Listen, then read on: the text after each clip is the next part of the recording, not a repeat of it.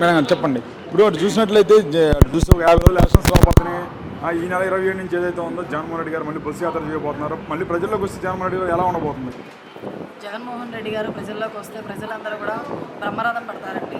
25వ తేదీ నుంచి బస్సు యాత్ర స్టార్ట్ అవుతుంది. అన్ని 175 నియోజకవర్గాలు, ప్రతి నియోజకవర్గాన్ని టచ్ చేస్తారు.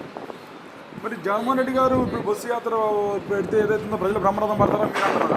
అసలు జగన్మోహన్ రెడ్డికి సభలకు జనాలు రావట్లేదని చెప్పేసి గ్రాఫిక్స్ చేస్తారని చెప్పేసి అంటున్నారు కదా టీడీపీ నారా లోకేష్ సిద్ధం సభ అప్పుడు గ్రీన్ మ్యాట్ వేసుకున్నారు మీరు అని చెప్పారు అన్నారు. మొన్న వాళ్ళది ప్రజాగలం సభ జరిగినప్పుడు కూడా వాళ్ళు కూడా గ్రీన్ మ్యాటే కదా వేసుకుంది. 2 లక్షల నుంచి 5 లక్షల మంది లోపు వచ్చారు, అయినా కానీ వాళ్ళు 10 లక్షల మంది వచ్చారని చెప్తున్నారు. సిద్ధం సభకి ట్రాఫిక్ జామ్ అయితే మన లోకల్ మొత్తము మార్టూరు, ఒంగోలు, అద్దంకి మొత్తము నైట్ 2 వరకు కూడా ట్రాఫిక్ క్లియర్ చేయలేక డిపార్ట్మెంట్ వాళ్ళు చాలా ఇబ్బంది పడ్డారు. అంతమంది వచ్చారు సిద్ధం సభకి. ప్రజాగలం మీటింగ్ పెడితే ఎవరు వచ్చారు? ఎవరూ రాలేదు. వాళ్ళే ఉన్నారు, ఎవరూ లేరు అక్కడ. వాళ్ళే గ్రీన్ మ్యాట్ వేసుకొని వాళ్ళే ముందు అన్నీ సృష్టించుకొని మొత్తం జనం ఎక్కువ మంది వచ్చారని వాళ్ళ మీడియాలో, వాళ్ళ పేపర్లో వాళ్ళే డబ్బాలు కొట్టుకున్నారు.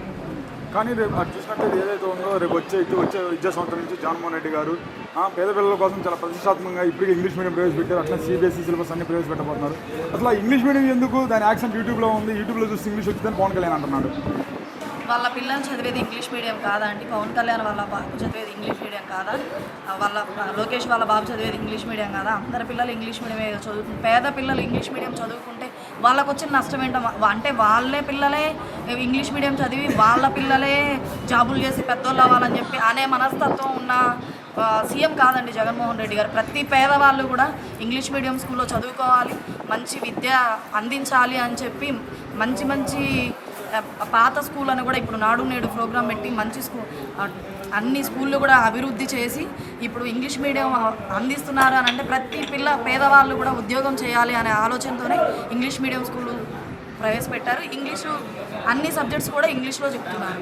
చివరిగా మాట చెప్పండి. ఇప్పుడు ఏదైతే జగన్మోహన్ రెడ్డి గారు దాదాపు సుమారుగా 31 లక్షలు ఇళ్ల పట్టాలు పంపిణీ చేశాడు. సెంటు స్థలం ఇచ్చారు. ఎందుకు సమాధి కట్టుకోవడం కూడా పనికిరాదు అన్నారు టీడీపీ ప్రభుత్వంలో ఆ సెంటు స్థలం ఎవరు దాకా ఎందుకండి? నేనున్నాను టీడీపీ హయాంలో. నేను 2 టైమ్స్ పెట్టాను హౌస్ కోసం. మాకు ఓన్ హౌస్ లేదు, పెట్టాను. ఎప్పుడు కూడా మాకు ఇల్లు అనేది రాలేదు. జగనన్న ప్రభుత్వం వచ్చిన తర్వాత ఇల్లు వచ్చింది, మాకు అమ్మఒడి వచ్చింది. నేను డ్వాక్రాలో ఉన్నాను. మేము చాలా హ్యాపీగా ఉన్నాం మేము.